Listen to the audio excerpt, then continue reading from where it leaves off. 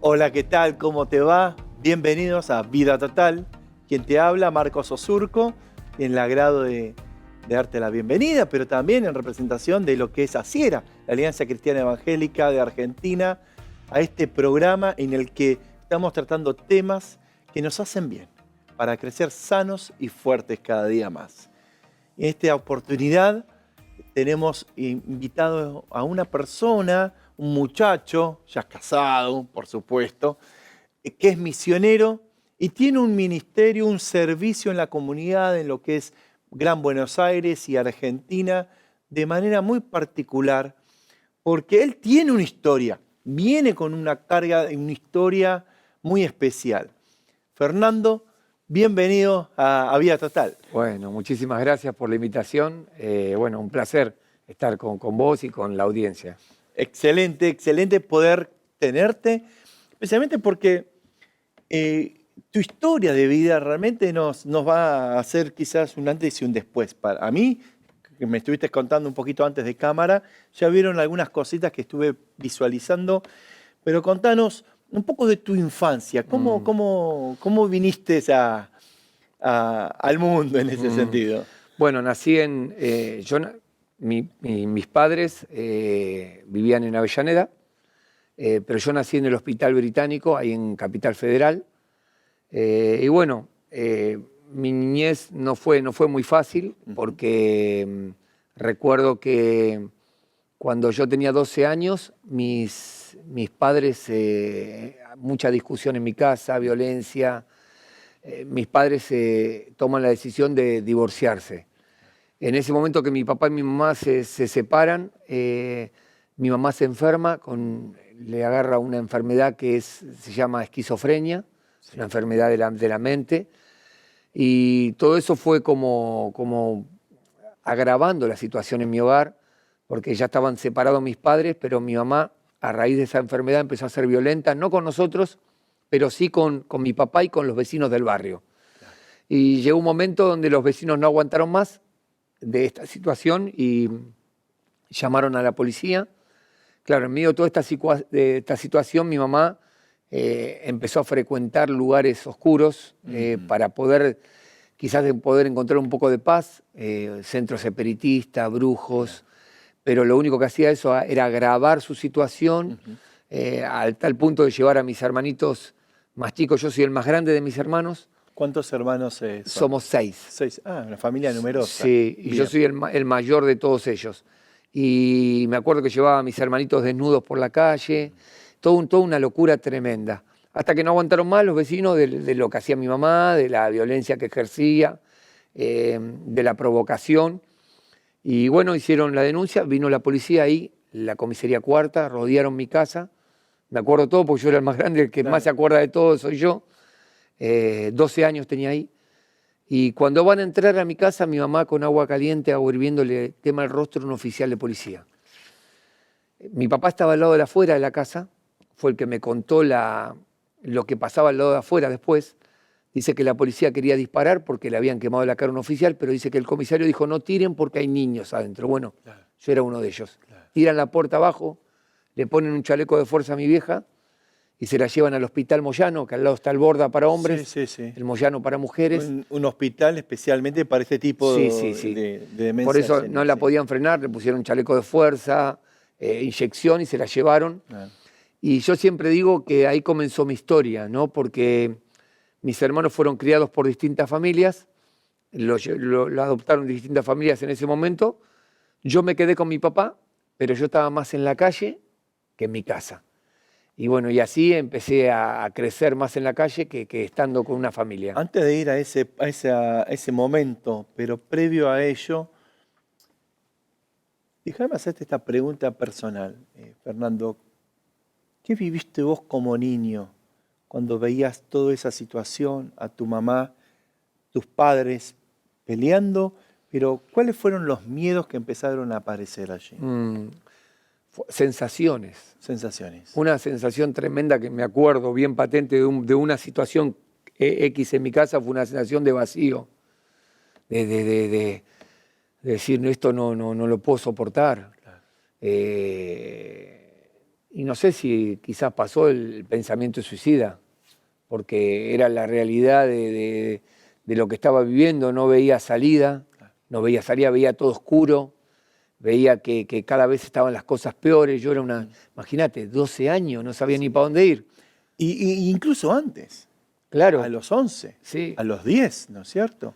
Íbamos a la escuela solo, con el guardapolvo de 20 días de haberlo usado, no tener un plato de comida en tu casa, porque todo esto agravó también la economía. Mi papá tiene un accidente laboral, queda sin trabajo también.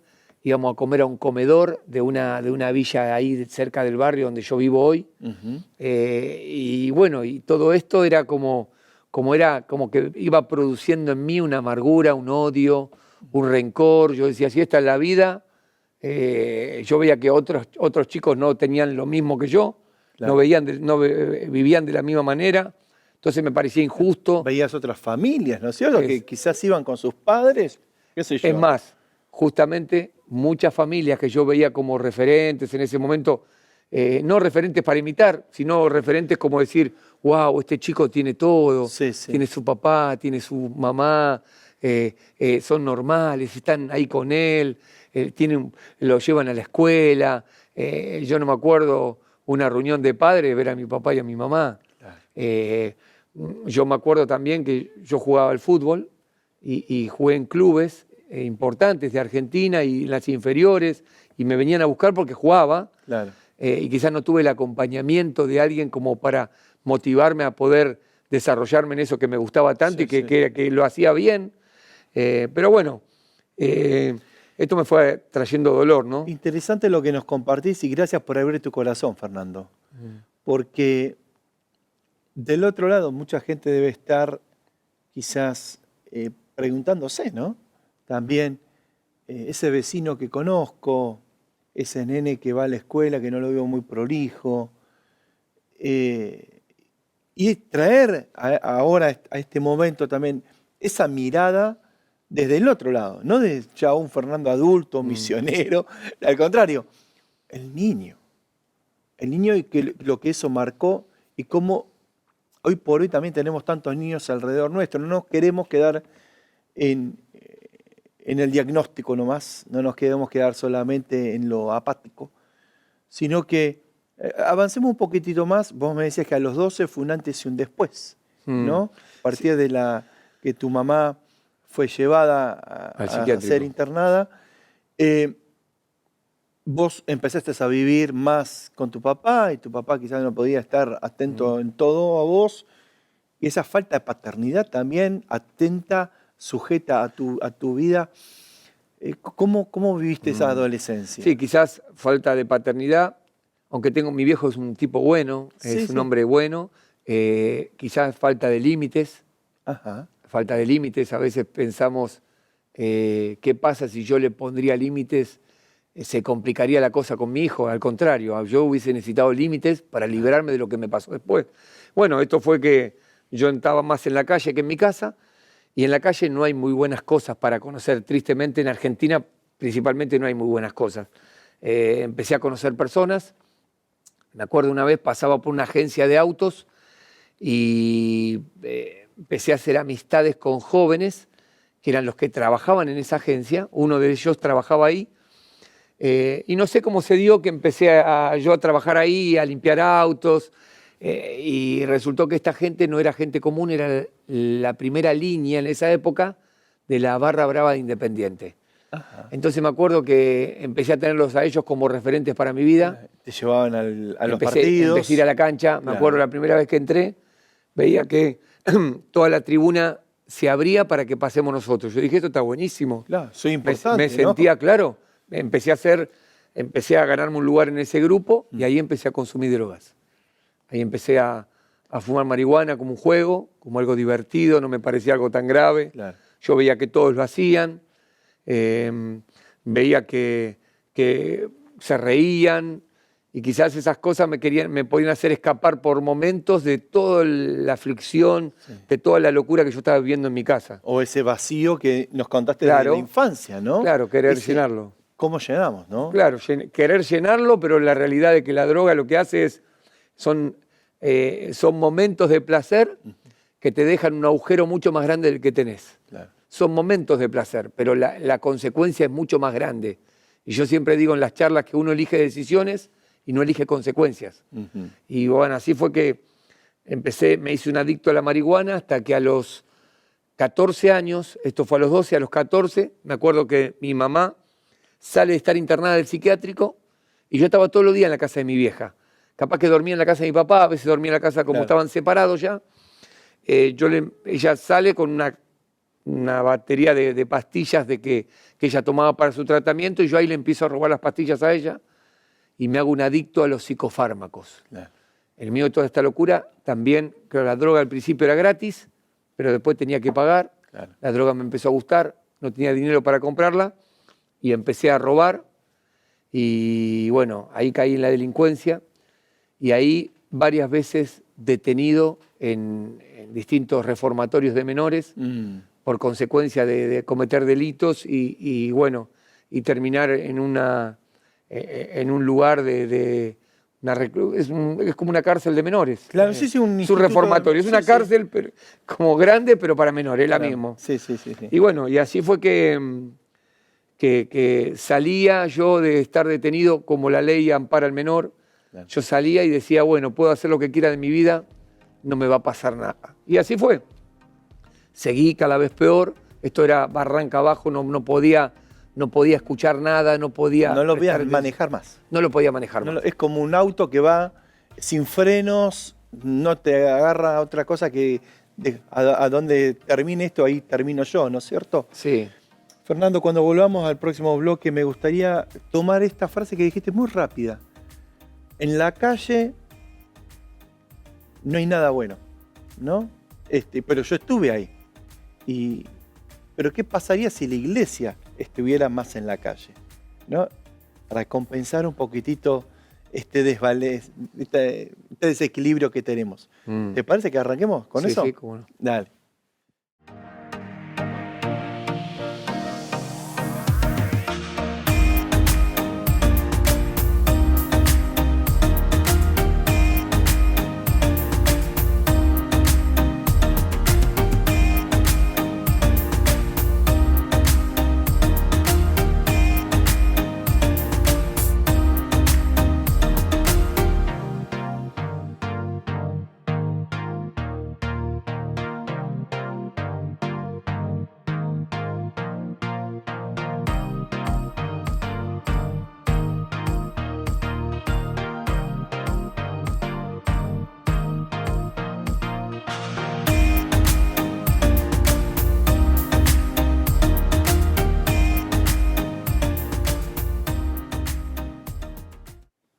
Bien, y continuamos con el misionero Fernando Sorian.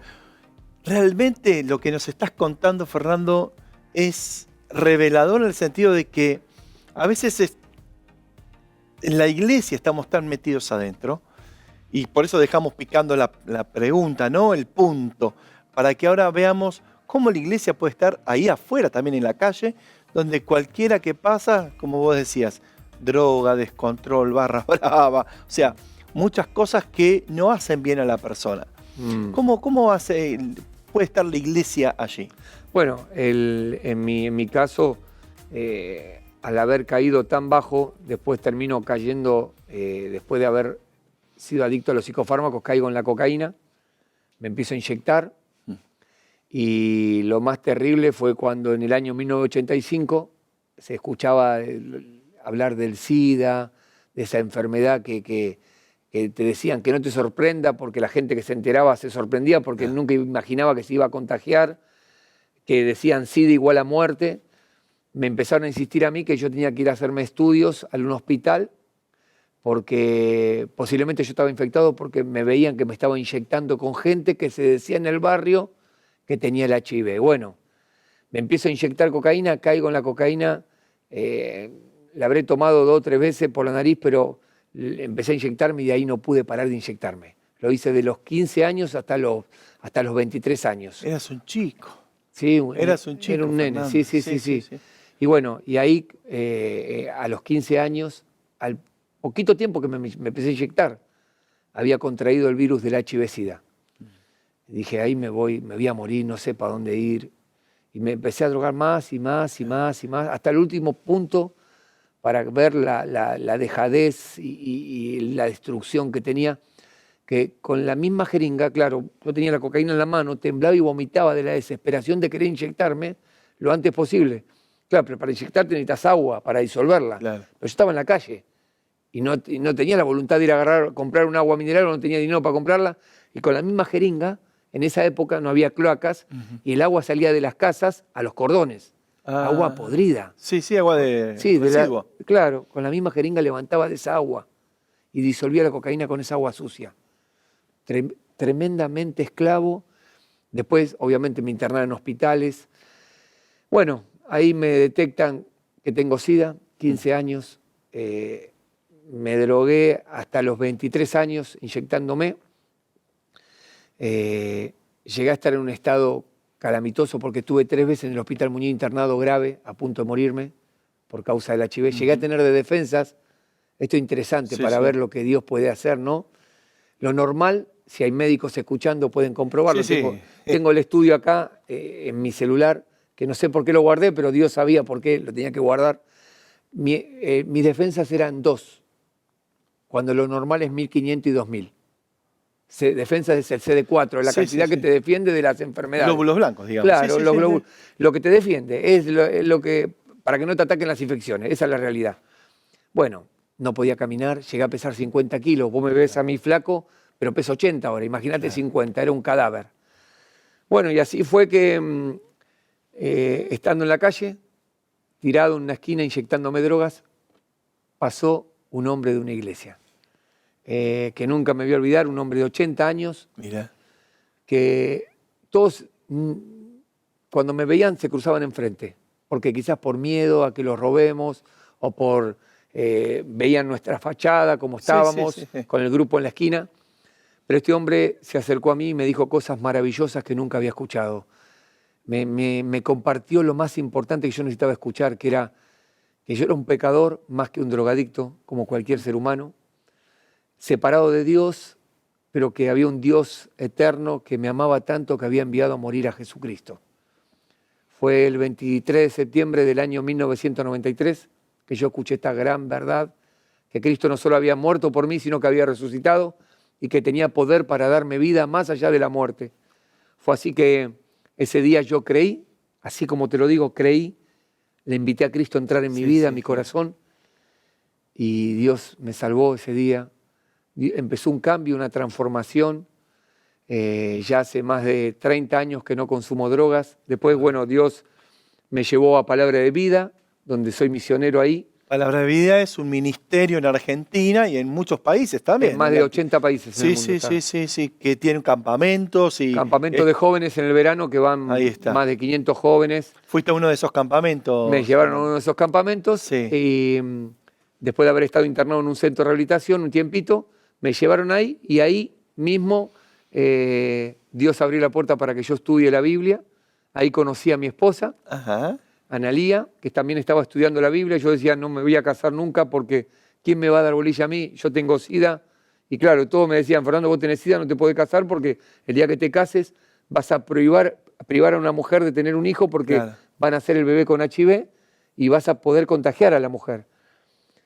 Bueno, después de haber orado mucho tiempo, y Analía haber orado y buscar el consejo y la guía de Dios, llegó un momento que no pudo soportar más el hecho de decir no, vamos a esperar, sino que era el momento, con la autorización también, escuchamos a las autoridades, el consejo de ellos, nos pusimos de novio y después de 2 años nos casamos. El día que se casó Analía le dijeron, Analía, vos tenés que saber esto. Dice, pero yo no puedo huir de la voluntad de Dios. Claro. Y le dijeron a Analía, pero mirá que no vas a poder tener hijos. Estoy dispuesto a renunciar a mi maternidad, dijo ella. Pero Dios es más grande que todo y los planes de Dios no son nuestros planes y sus caminos no son nuestros caminos, dice la Biblia. Y nació nuestra hija Caris y ni mi hija ni mi esposa tienen SIDA. Gloria a Dios por ello. y cómo el Señor también trajo un mimo en vos, ¿no es cierto? Una restauración de paternidad, una restauración ahí que podés hacer las cosas bien y tener a alguien que no es tu mamá, pero es tu esposa. Claro, sí, Y sí, que sí. está dispuesta a entregarse hasta en eso, ¿no es cierto? Seguro. A tener una entrega total por amor. Hace 22 años que estoy casado. Cumplo 20. ahora el 22. Muchas años. felicidades, muchas Gracias. felicidades. Estamos ahí más o menos, Mira. casados más o menos en ese tiempo. Fernando, sirven juntos con Analía Sí. este tiempo como misioneros. Sí. Esto que nos estás contando, mucha gente te está escuchando. ¿Lo estás compartiendo con otras personas también? Sí. ¿Visitas grupos de adolescentes, escuelas? ¿Cómo? Sí, bueno, el ministerio empezó hace 20 años atrás de dar charlas de prevención en escuelas, en iglesias, en cárceles. Están visitando entonces. Sí, hace 20 años. Bien, vamos a dejar en el Zócalo, por ahí hay un contacto Sí, para que mi puedan... Instagram pueden escribir ahí. ¿Cómo te encuentran? Es SIDA BS Vida, ahí me encuentran. BS es versus, tipo sí, versus. Sí, ahí me escriben y yo les respondo, o si no, podemos dejar el teléfono, después Bien. pedirlo acá. Por Instagram hoy por hoy, se puede todos lados, comunicar. ¿no es cierto? Y bueno, empezamos a dar charlas en escuela y Dios abrió una puerta tremenda. Hace 15 años que estamos viajando a Europa. Esto lo hacemos en toda Argentina, viajamos a las provincias todos los años, pero hace 15 años que ya creo que más o menos más de 15 países que estamos tocando en Europa. De marzo a mayo yo viajo allá con el Ministerio de Palabra y Vida, que ya tiene escuelas donde el 50% de la audiencia que me escucha en Francia son musulmanes. Claro. Y donde me dan la libertad para poder predicar el Evangelio. Que eso es un milagro de Dios. Impresionante. Ese es el ministerio que hacemos de prevención, pero también tenemos un ministerio de ayuda que se llama Adicciones versus Vida, donde tenemos grupos por Zoom, donde de cualquier parte del mundo y de cualquier lugar te podés conectar. No hace falta, trabajamos junto con la iglesia para acompañar a personas que están con la problemática del consumo. Y está funcionando porque hay muchos chicos que han salido de la adicción. Tenemos un equipo de trabajo donde asistimos a esas personas también. Te voy a hacer una pregunta ahora más de personal también, en ese sentido, vos con Analía, como papás, teniendo toda esta escuela, porque es una escuela del Señor en sus vidas. 2 minutos, decinos, ¿cómo nosotros como padres, como familias donde estemos, podemos anticipar a que nuestros hijos sean hijos sanos, hijos seguros, que no tengan esto, como dijimos en el primer bloque, ese vacío, ¿no? En sus vidas. Bueno, creo que la clave, por mi experiencia, es chequear. Chequear con quién comparte, con quién se junta. Eso es importantísimo. Yo me juntaba con esta gente y nunca me estorbaron. Claro. A veces pensamos, si lo estorbo, se va a ofender, voy a perder la confianza. No, al contrario. Él quizás no se dé cuenta ahora, pero se va a dar cuenta después que cuando uno estorba a la otra persona es para poder ayudarle. Claro. Nosotros, por ejemplo, vemos a los... Atreverse a preguntar, claro, ¿quiénes son tus amigos? ¿Qué exacto. hacen? ¿No y si tenés que decirle no compartas con ellos, lo tenés que decir. Es preferible perder que se enoje con vos y no perder la vida de tu hijo. Perder una relación de enojo por decirle la verdad y no verlo en un cajón porque no le dijiste lo que tenías que decirle. ¿Tus amigos fallecieron después de todo? Todos, la gran mayoría, puedo hablar horas y horas de personas que Pluma, Pata, El Pollo, Pierre, de enfrente de mi casa, de la vuelta, todos muertos. Todos muertos. Por el SIDA y muchos también por la adicción, sobredosis. Otros murieron detenidos en una cárcel. Claro. Pero bueno, la gracia de Dios me alcanzó, no hay otra. Chequear, ¿qué más podemos hacer como padres? Chequear, estorbar. Es decir, no solamente chequear, si tengo que estorbar la situación, lo tengo que hacer. Le decimos, intervenir en amor, digamos. Exacto, ¿no? es acercarme, decirle que lo querés ayudar, que está para darle una mano.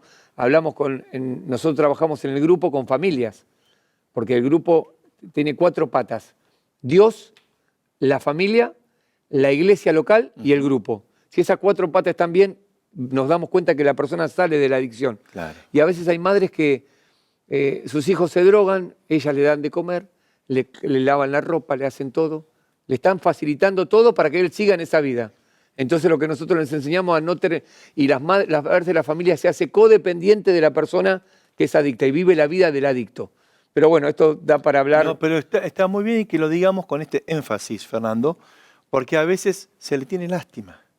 Ay, pobrecito, y no le digas nada. Todo lo contrario. Es todo lo contrario. Vos, habiendo estado en ese lugar, en ese espacio, hoy hubieses dicho gracias si me hubiesen dicho para un poquito esto, ¿no es cierto? Exacto. El adicto es mentiroso y manipulador. Y manipulador. Entonces uno tiene que ser hábil para poder encarar esa situación y confrontar. Fernando, te queremos agradecer muchísimo a vos, a tu señora, a toda tu hermosa familia, por compartirnos esto y hablar desde ese lugar, ¿no? Con autoridad porque Fernando estuvo ahí y quizás vos conozcas gente que está ahí o tienda a estar allí. Chequea, intervení en amor y abrazalos para que tenga una vida mejor. Que Dios te bendiga ricamente y nos vemos en el próximo programa.